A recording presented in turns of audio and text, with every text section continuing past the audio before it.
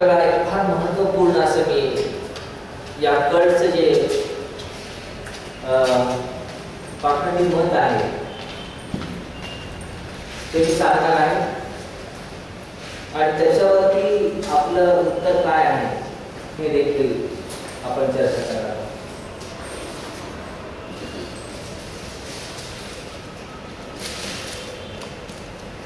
हा जो कळ आहे हा अतिशय धूर्त आणि काबेबाज आहे. कसं तर यांची जी सगळी तत्व आहेत ती ॲट टाइम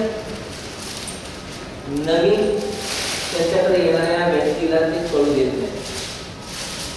काही गोष्टी मुद्दाम ते गुप्त ठेवतात आणि मग त्याच्या कल्ट मधला तो मनुष्य झाल्यानंतर मग हळूहळू त्या कल्ट मधलं आणखीन जे काही विषारी तत्व आहे ते त्याच्यावरती हॅमर करतात, त्याचा ब्रेन वॉश करतात. सुरुवातीला जर ते तत्व सांगितलं तर त्याला माहिती कोणीही त्या कल्टमध्ये येणार नाही. निदान ख्रिस्ती विश्वास तर मुळीच येणार नाही हे त्याला माहिती आहे. परंतु सुरुवात करताना ते ज्या गोष्टींचा विशेष अभ्यास ख्रिस्ती विश्वासाने केलेला नाही तिथून सुरुवात करतात. उदाहरणार्थ शब्दात मला सांगितलं किंवा ख्रिसमसच्या दिवसाबद्दल तो पाळायचा किंवा नाही पाळायचा. दाखवा 25 तारीख 25 डिसेंबर बायबलमध्ये कुठे दिलेली आहे. दाखवा 25 रविवार हा शब्दात दिवस म्हणून शनिवारचा रविवार कधी बदल झालेला आहे, कोणत्या वचनामध्ये लिहिलेलं आहे की शनिवारच्या ऐवजी रविवार तुम्ही पाळायला सुरुवात करा. अशा प्रकारचे त्यांच्याकडे खोचक आणि धूर्त असे प्रश्न असतात. शब्दामध्ये आपण अतिशय विस्तृत असा अभ्यास स्टडी केलेला आहे. परंतु आज ज्या विषयाकडे आपण पाहणार आहोत ते त्यांच्या पाखंडी मतातील सर्वात आपण म्हणू की त्यांचा तो परमोच्च बिंदू असं म्हणावं लागेल. का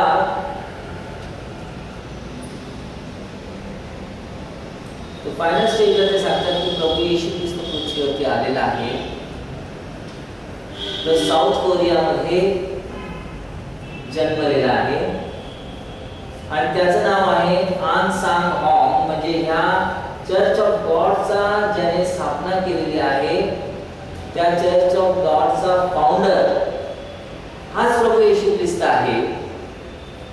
आणि त्याच्यावर जर विश्वास ठेवला तरच तुम्हाला तारण प्राप्त होईल. येशू ख्रिस्तावर या काळात विश्वास ठेवल्याने तुम्हाला तारण प्राप्त होणार नाही. तर तुमची प्रार्थना ऑन सॉन्ग हॉंगच्या नावानेच करायला पाहिजे. अशा प्रकारचं त्यांचं फायनल तत्व ते त्यांच्या मध्ये आलेल्या लोकांना शिकवतात. आणि मग सहज तुम्ही म्हणाल आता उघड कुणाला लहान मुलाला देखील हे कळेल की बाबा असं काहीतरी नाव करण्यासाठी बायबलमध्ये दिलेलं नाही आहे आन सॉन्ग हॉंग. आणि येशूने सांगितलं की माझ्या नावाने पुष्कळ खोटे लोक येतील आणि मी ख्रिस्त असं म्हणतील. ही दोन गोष्ट आपल्याला माहित असल्यामुळं त्यांना हे माहिती आहे की हे आपल्याला माहित आहे आणि ते आपण सहजतेने त्यांचं मत नाकारू.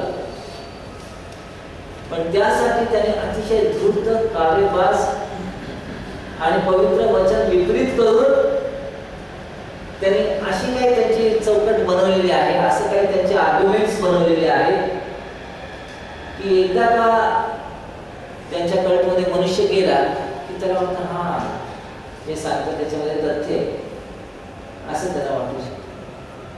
काय आहेत ते आर्ग्युमेंट्स? आता माझ्याकडे 6 आर्ग्युमेंट्स त्यांची उपलब्ध आहेत की अनसंग हॉंग हाच येशू ख्रिस्त काय. येशू ख्रिस्ताचं दुसरं येणं म्हणजे अनसंग हॉंग आहे असं जे म्हणतात. तर त्याला पुरावा काय? बायबलमध्ये लिहिलं की येशू दुसऱ्यांदा येणार आहे.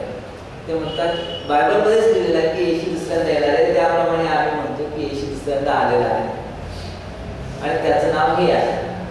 मग त्यांना विचारलं की हा तो कशावर? कारण पवित्र शास्त्रात सांगितलं की येशू मेघावर स्वार होऊन येणार आहे. तर त्यांना माहिती आहे की आपण हा प्रश्न त्यांना विचारणार आहे म्हणून त्यांनी त्याच्यासाठी कुयुक्त्या आणि क्लुप्त्या शोधून काढलेल्या आहेत. डोळ्यात धूळ विकणारे.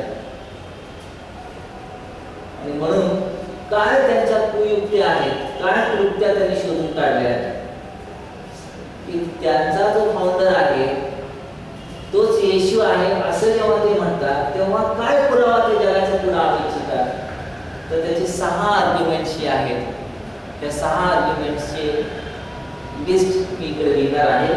आपण आपल्या वहीमध्ये लिहावे आणि त्याला आपण प्रसिद्ध करण्याचा ते मत त्याचं खंडन किंवा त्याचा खंडन करणार रिबटल म्हणतात आपण त्याला. तर त्या पद्धतीने आपण त्याचं खंडन करणार आहोत. पहिला आर्ग्युमेंट त्याचं जे आहे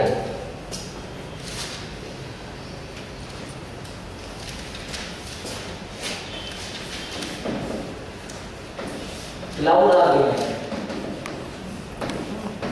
क्लाउड म्हणजे प्रभू येशू ख्रिस्त मेघावरती स्वागत घेणार आहे. तर मेघाचा काय अर्थ आहे या संदर्भात त्यांचं काय मत आहे?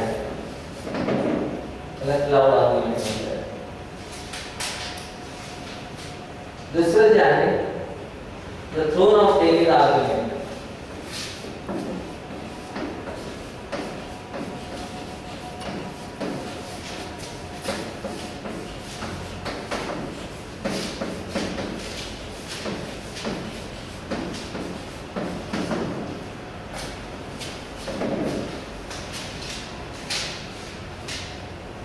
तिसरे जे आहे द फिग ट्री आर्ग्युमेंट.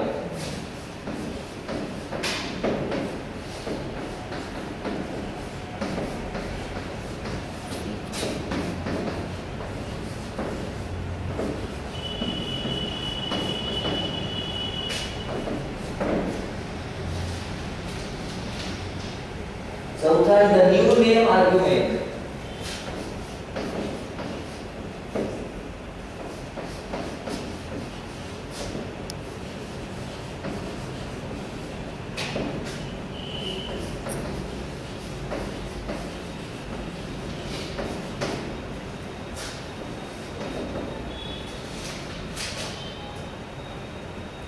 पाचवा आहे फ्रॉम द ईस्ट आर्ग्युमेंट.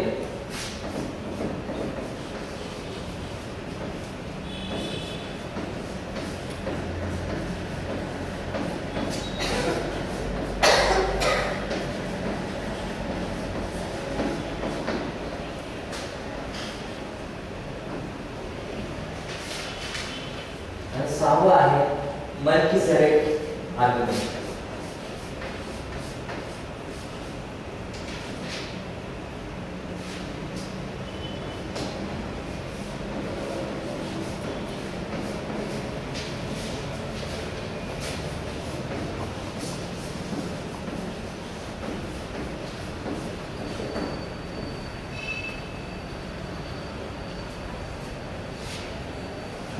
या 6 पॉइंट्सच्या द्वारे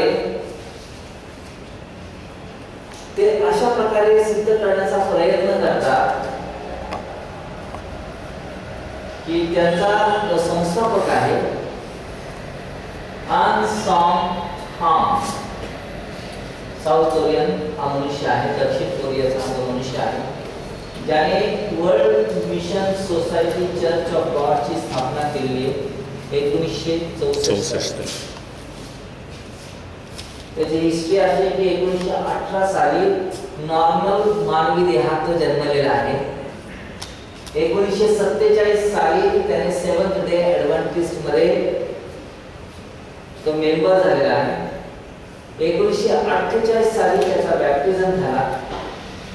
1964 साली त्याने या मिशनची या चर्चची स्थापना दक्षिण कोरियामध्ये.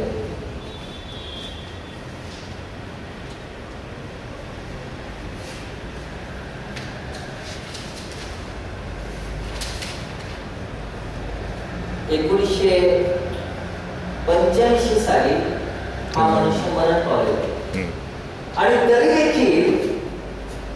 देखील या लोकांचं धाडस असं होतं की हा येशू आहे किंवा हा ख्रिस्त आहे म्हणण्याचं.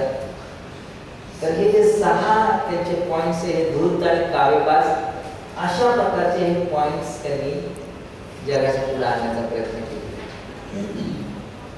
जे पवित्र शास्त्राचा अभ्यास करत नाही ते फसतात. हा येशू नाही हे आपल्याला माहिती, हे आपल्याला माहिती आहे, जगाला माहिती आहे, पण तरी देखील आज जगामध्ये 1.7 दशलक्ष म्हणजे 1.7 मिलियन पीपल, 1.7 दशलक्ष म्हणजे 17 लाख लोक 150 देशामध्ये 2200 चर्चेस मधून ते या पंथाचा स्वीकार करतात आणि त्यांनी या पंथाला स्वीकारला. मग याच्यावर तुम्हाला समजेल की किती द्रुत आणि काव्यवाच पद्धतीने त्यांनी इतक्या लोकांना जगातल्या स्वतःच्या ताब्यात घेतलं. एवढंच कसं केवळ नाही तर आपण पाहतो की पुणे शहरामध्ये देखील आता दाबलं जाते. डोंगाव, लोणी, विश्रांतवाडी, कवडे रोड, कोरपडी या थोडक्या कालावधीमध्ये इतक्या ठिकाणी त्यांनी त्यांची सेंटर्स आणि त्यांचं बसस्थान बसवलं. आपण पाहूया आता की हे जे पहिला आर्ग्युमेंट आहे, क्लाउड आर्ग्युमेंट, हा काय आहे?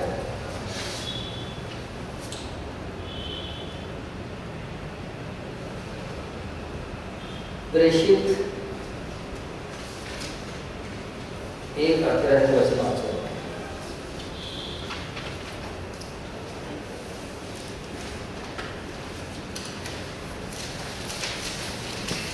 एक 11